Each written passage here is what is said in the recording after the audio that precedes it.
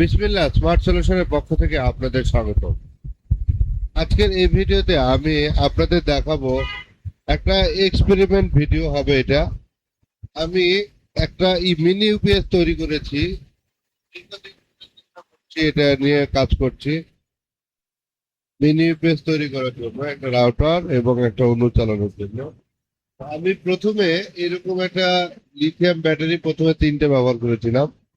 তিনটা ব্যবহার করে সর্বোচ্চ আমি এটার ব্যাকআপ পেয়েছি 25 থেকে 30 মিনিট।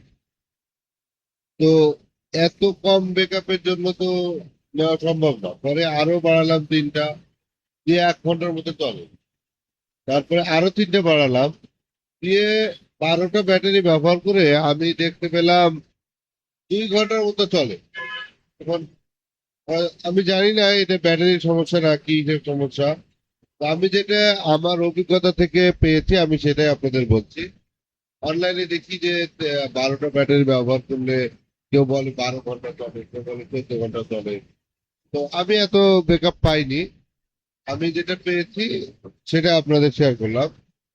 তো পরবর্তীতে আমি আমার মোটরসাইকেলের এই ব্যাটারিটা দেখতে পাচ্ছেন, এই যে ব্যাটারিটা, এই ব্যাটারিটা আমার নষ্ট ব্যাটারি মোটরসাইকেলের।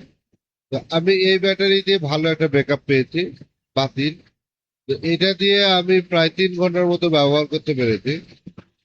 তো যেহেতু নষ্ট ব্যাটারি 3 ঘন্টা ব্যাকআপ দিচ্ছে, আর যদি নতুন একটা এরকম ব্যাটারি আপনারা এটাতে ব্যবহার করেন মিনিমাম 12 থেকে 18 ঘন্টা ব্যাকআপ দিতে পারবে ইনশাল্লাহ, আমার যেটা অনুমান।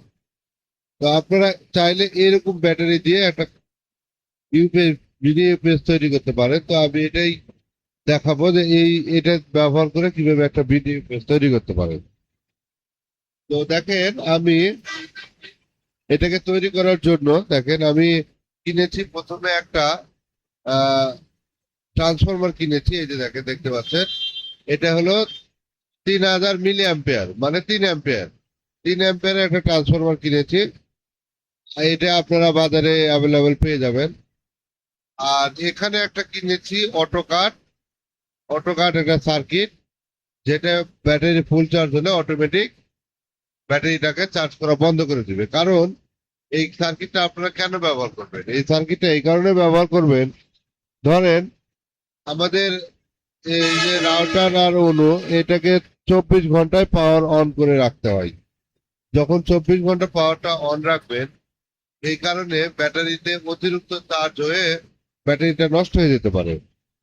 এই ব্যাটারিটার জন্য নষ্ট না হয় এই কারণে এই সার্কিটটা আপনাকে ব্যবহার করতে হবে।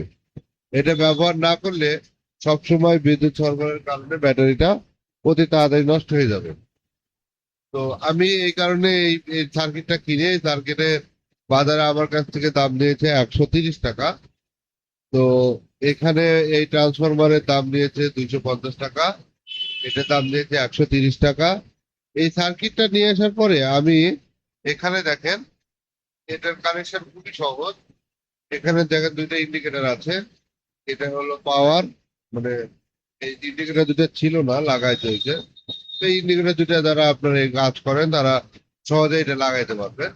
তো আমি এটা নিয়ে কিছু বলছি না।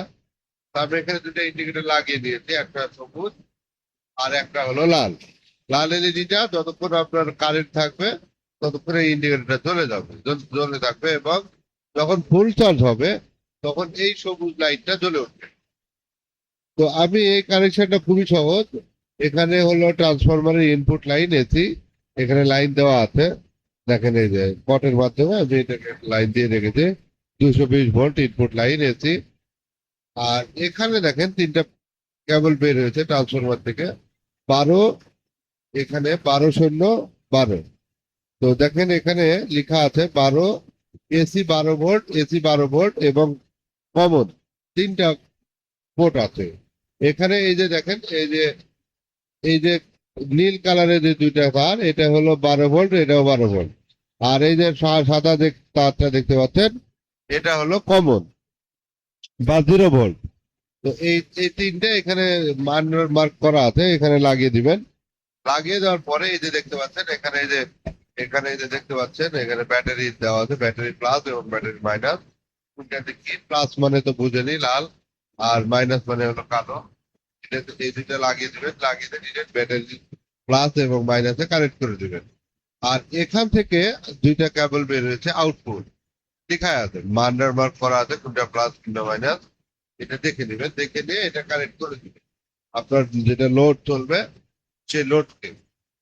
তো আমি এখানে দুইটা কেবল লাগিয়েছি প্লাস এবং মাইনাস দেখে নিয়ে। তো এটার একটা সুবিধা অসুবিধা হলো, আপনারা যদি রাউটার অনু ব্যবহার করতে চান তাহলে এটাতে আপনারা অনু রাউটারের জন্য আমাদের প্রয়োজন হয় সার্বক্ষণিক বিদ্যুৎ সরবরাহ, মানে যেন সব সময় সেখানে বিদ্যুৎ সরবরাহ থাকে। কিন্তু এই সার্কিটে একটা সমস্যা দেখতে পাচ্ছি আমি, সেটা হচ্ছে যে যখন বিদ্যুৎ থাকবে তখন আউটপুটে কোনো লোড লাইন থাকবে না, আউটপুট সম্পূর্ণ 0 ভোল্টে থাকবে। এবং যখন বিদ্যুৎ চলে যাবে তখন আউটপুটে লোডের বিদ্যুৎ সরবরাহ করে। এই সার্কিটে মূলত এই এই ধরনের এইভাবে তৈরি করা এই সার্কিটটা। তো আমি এটাকে আমার কাজের জন্য আমি ব্যবহার করতে চাচ্ছি। আমাকে সার্বক্ষণিক আউটপুটের লোডে লাইন দরকার। এখন আমি যদি চাই যে এই সার্কিটের কাজ অনুযায়ী যে কারেন্ট চলে যখন যাবে শুধু তখন আবার রাউটার অনুকরণ করবে, তাহলে কারেন্ট আসলে তাহলে আলাদা আবার লাইন করতে হবে, মানে অনেক ঝামেলাজনক। তো আমি চাচ্ছিলাম যে এই একটা প্যাকেজের মধ্যেই সম্পূর্ণটা থাকুক। এই কারণে আমি এটা কিছু একটু মডিফাই করেছি। দেখেন এই সার্কিটটা তেমন কিছুই না, এটা আমি অনেক ঘেটে ঘেটে করেছি। দেখেন এই অপোজিটে আমরা এটা শুধু একটা রেকটিফায়ার লাগিয়ে দিয়েছি। দেখেন এই যে মন দিয়ে দেখলে বুঝতে পারবেন, এই যে এখান থেকে এই পর্যন্ত একটা রেকটিফায়ার লাগিয়ে দিয়েছি। জাস্ট এখান থেকে একটা এই পর্যন্ত একটা রেকটিফায়ার লাগিয়ে দিয়েছি। এই যে মন দিয়ে দেখলে বুঝতে পারবেন, এই রেকটিফায়ারটা লাগিয়ে নিয়ে আমার কাঙ্ক্ষিত কাজটি হয়ে গেছে। এখন আমাদের দেখেন এখন লোডে আছে, মানে কারেন্টের মাধ্যমে চলছে। কারেন্ট যখনই আসবে তখনই কারেন্টের মাধ্যমে চলবে, আর কারেন্ট যখন চলে যাবে, কারেন্ট যখনই চলে যাবে সঙ্গে সঙ্গে এটা ব্যাটারি থেকে পাওয়ার নিয়ে আউটপুট চালু করে দিবে। তো আমার কাছে আপাতত আহ, এখানে আমার কাছে আপাতত রাউটার আর উনু নেই, এই কারণে আপনাদের আমি একটা আমার কাছে একটা ফ্যান আছে, ডিসি ফ্যান। আমি ফ্যানের মাধ্যমে দেখানোর চেষ্টা করছি। তো দেখেন আমি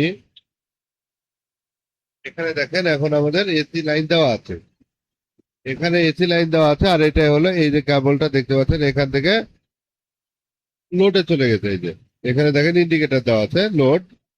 আমি এখন দেখেন কারেন্টের লাইনটা বন্ধ করে দিব।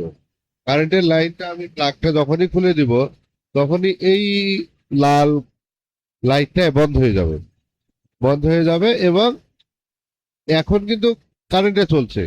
এবং এটা দেখেন লোড, এটা হলো মডিউল, ভোল্ট বুস্টার মডিউল। এটার মাধ্যমে আপনারা ভোল্ট কম বেশি করতে পারবেন। এখানে যেহেতু আমার আহ, ব্যাটারিতে আমার ভোল্টেজ আছে 12 ভোল্টেজ, কিন্তু আমাকে দুইটা ভোল্টেজ কম বেশি করতে হবে, একটা হলো রাউটারের জন্য, একটা হলো উনুর জন্য। তো রাউটারের জন্য 12 ভোল্ট, 12 ভোল্টের জন্য একটা মডিউল আছে, আর 9 ভোল্টের জন্য আর একটা মডিউল আছে। তো এই দুইটা মডিউল প্যারালালে কানেকশন করেছি ইনপুটে, আর আউটপুট থেকে দুটার জন্য আমরা আলাদা আলাদা আউটপুট দিয়ে দিয়েছি। তো আপনারা যারা কাজ করেন তারা এই সিরিজ প্যারালাল এগুলো বোঝেন, ইনপুট আউটপুট। আমি এই জন্য আর বিস্তারিত গেলাম না। তো এইভাবে এটা জাস্ট আউটপুট থেকে আমি আউটপুটে দিয়ে দিয়েছি। তারপরে আপনারা যদি বুঝতে না পারেন এটা নিয়ে আমি আর একটা ভিডিও দিব, সমস্যা নেই, কমেন্ট করে জানাবেন। তো এখন এই ইয়েটা আমি এখন প্লাগটা খুলে নিব। খুলে নিলে দেখেন এই লাইটটার দিকে একটু লক্ষ্য রাখবেন। দেখেন 1 সেকেন্ডের জন্য লাইটটা কিন্তু আপ ডাউন হবে না।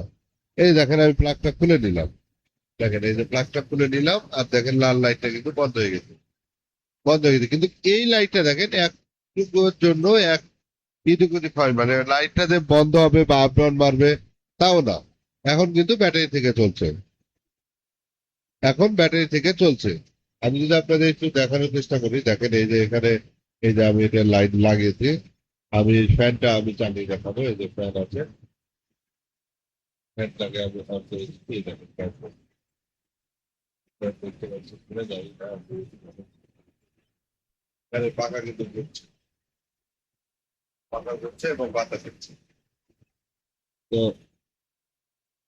এই হলো মূলত ঘটনা, আমার এক্সপিরিয়েন্স আপনাদের মাঝে শেয়ার করলাম এই ভিডিওতে। তবে আমি আপনাদের একটা রেকমেন্ড করব, আপনারা এরকম এই লিথিয়াম আয়নে না গিয়ে লিড অ্যাসিড ব্যবহার করলে আপনারা বেটার সার্ভিস পাবেন। হয়তো স্থায়িত্ব একটু কম হবে, কিন্তু আমার মনে হয়, আমার অভিজ্ঞতা থেকে বলছি, এই ব্যাটারির থেকে এই ব্যাটারি কিনলে আপনারা এটার সার্ভিসটা বেটার পাবেন। আর সিদ্ধান্ত আপনাদের, আপনারা এটা ব্যবহার করবেন না এটা ব্যবহার করবেন। আমি আমার অভিজ্ঞতাটুকু শেয়ার করলাম। আমাদের ভিডিওটি ভালো লাগলে একটি লাইক দিবেন, কমেন্ট করে আপনার মতামত জানাবেন এবং সাবস্ক্রাইব করে আমাদের সঙ্গেই থাকবেন। দেখা হবে অন্য কোনো ভিডিওতে। ধন্যবাদ। আসসালামু আলাইকুম।